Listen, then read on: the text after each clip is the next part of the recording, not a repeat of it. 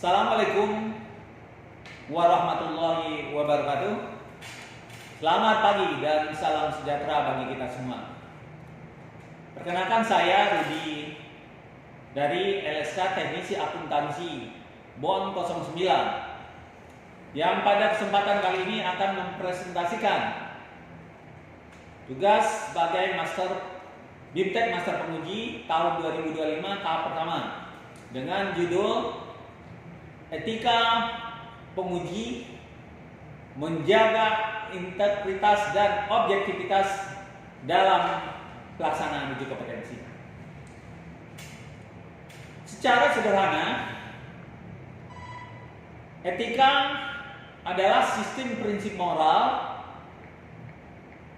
yang menentukan apa yang benar, apa yang salah, apa yang baik, apa yang buruk. Istilah ini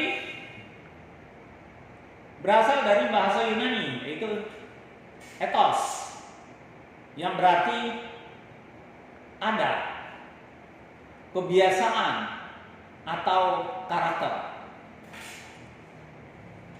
Etika berfungsi sebagai pedoman yang memengaruhi cara individu membuat keputusan atau bertindak dalam kehidupannya. Orang-orang bijak mengatakan etika itu lebih tinggi nilainya daripada ilmu pengetahuan atau keterampilan itu sendiri. Mereka yang punya segudang ilmu pengetahuan, segudang keterampilan, tidak ada artinya tanpa etika yang baik. Demikian juga penguji uji kompetensi harus memiliki etika yang baik. Etika penguji adalah menjaga integritas dan objektivitas melalui kepatuhan atas aturan-aturan yang telah ditetapkan, pedoman-pedoman yang tidak diatur, kejujuran, menjaga kerahasiaan soal, bertindak adil, dan tidak memihak. Penguji harus mematuhi tata tertib, tidak memihak, menjaga kerahasiaan soal, dan tidak memiliki kepentingan pribadi dengan peserta. Kepatuhan terhadap aturan dan profesionalisme memastikan pelaksanaan ujian yang jujur dan adil untuk semua peserta. Coba kita breakdown hal-hal yang berkaitan dengan etika penguji. Dari apa yang tadi disampaikan, ada kepatuhan pada prosedur dan peraturan yang harus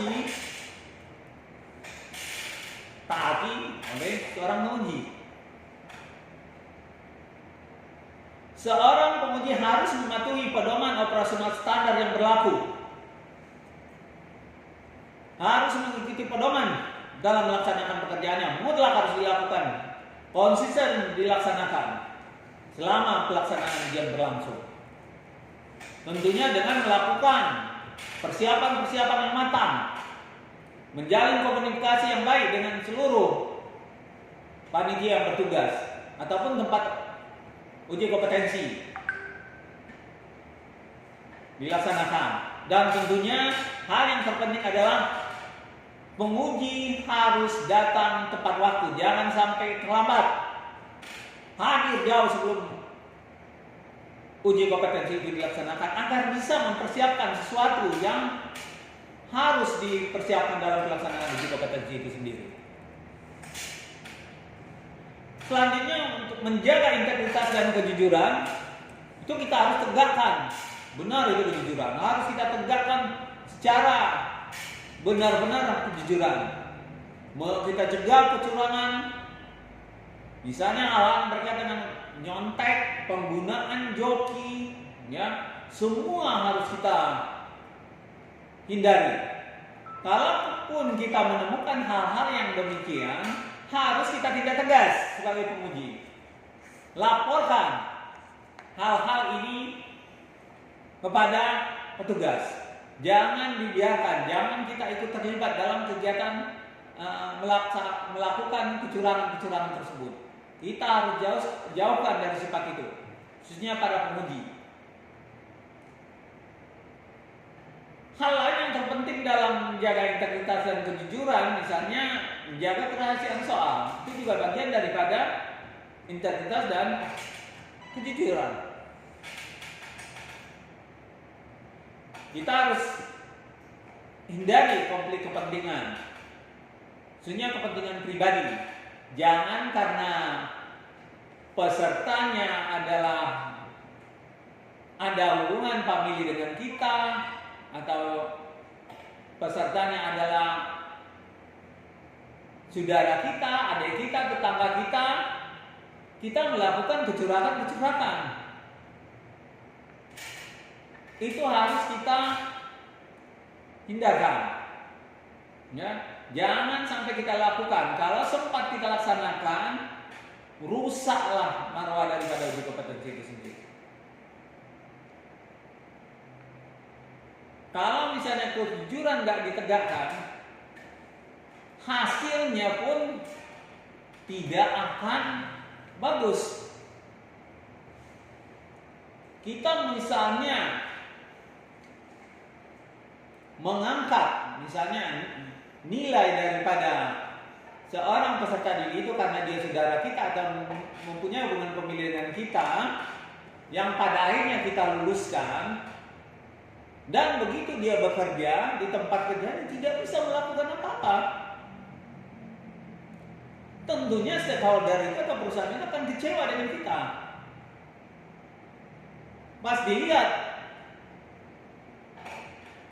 ijazahnya atau sertifikat lulusannya itu dari misalnya LSK Teknisi Akuntansi BON 09. Hal ini nantinya akan merusak citra daripada LSK itu sendiri, yang pada gilirannya masyarakat tidak akan percaya lagi sama LSK tersebut dan tidak akan merekomendasikan atau juga tidak akan ikut lagi ujian kompetensi di tempat tersebut karena kecewa. Terus untuk menjaga objektivitas dan dalam penilaian, nah ini kita harus bersifat adil tadi ya. Jadi penilaian yang terbuka, adil dan terukur itu harus kita jaga. Ya, penilaian yang adil tentunya memberikan nilai sesuai dengan apa yang seharusnya diberikan kepada peserta didik tersebut. Ya, jangan karena kita disogok, diberi misalnya uang untuk mengangkat nilai siswa tersebut dan kita terima saja dan kita luluskan, tidak boleh, berarti kita tidak jujur dan tidak adil. Ya, dan lagi-lagi sekali lagi kita jangan memihak. Ya, dan untuk menjaga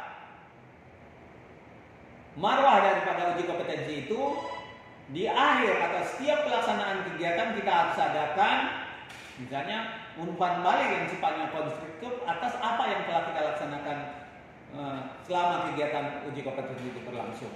Dengan demikian masukan-masukan yang sifatnya membangun, saran-saran yang sifatnya membangun akan kita dapatkan dan kita tentunya akan perbaiki kalau ada kesalahan-kesalahan yang kita lakukan. Sekali lagi, hal yang terpenting dalam pelaksanaan uji kompetensi itu yang sangat-sangat penting adalah etika daripada penguji itu sendiri. Jadi sekali lagi, kita sebagai penguji harus menjaga integritas dan objektivitas dalam melaksanakan uji kompetensi itu sendiri. Ya, tentunya pihak